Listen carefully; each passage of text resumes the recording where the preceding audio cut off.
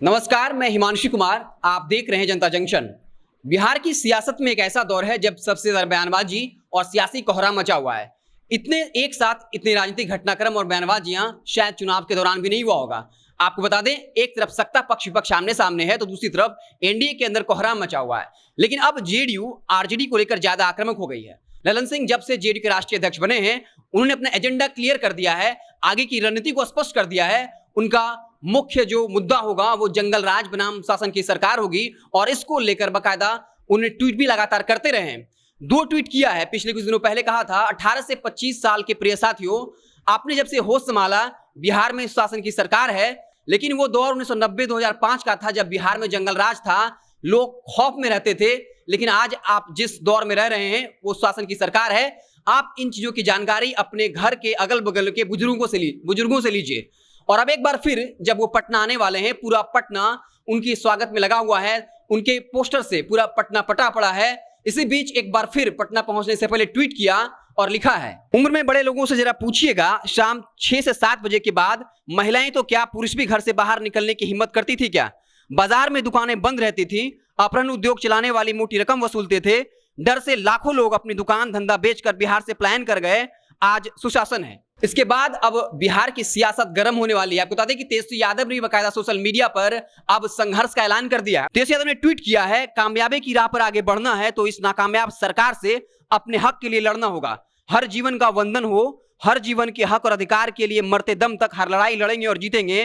करे के बा, लड़े के बा और जीते के बा। आपको बता दें, 7 अगस्त को कल जातीय जनगणना को लेकर आरजेडी बड़ा आंदोलन करने वाली है और उसको लेकर एक म्यूजिक भी लॉन्च किया गया है जिसका अंतिम लाइन है, करे के बा, लड़े के बा और जीते के बा।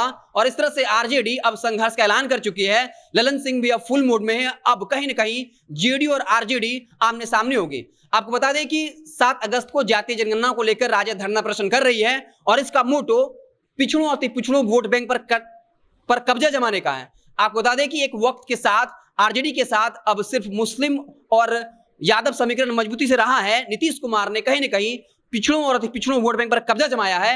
वहीं भाजपा भी हालिया वर्षों में पिछड़ों और अति पिछड़ों का समर्थन मिला है।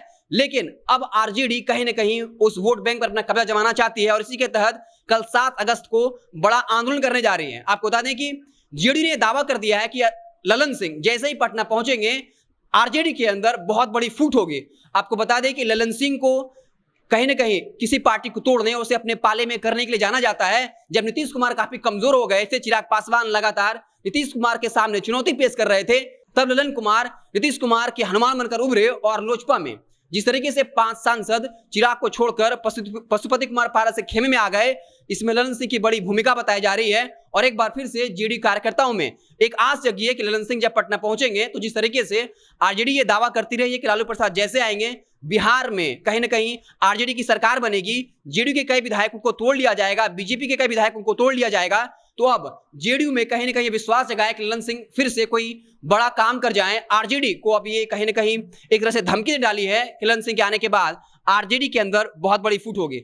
अब देखना दिलचस्प होगा कि ललन सिंह बिहार की सियासत में क्या कुछ कर पाते हैं, किस तरीके से जेडीयू को 3 नंबर से 1 नंबर तक पहुंचा पाएंगे, ये देखने वाली बात होगी। लेकिन एक बात तो स्पष्ट है कि ललन सिंह ने अब अपना इरादा स्पष्ट कर दिया है, एजेंडा स्पष्ट कर दिया है। उनके एजेंडे में जंगल राज बनाम सुशासन की सरकार होगी।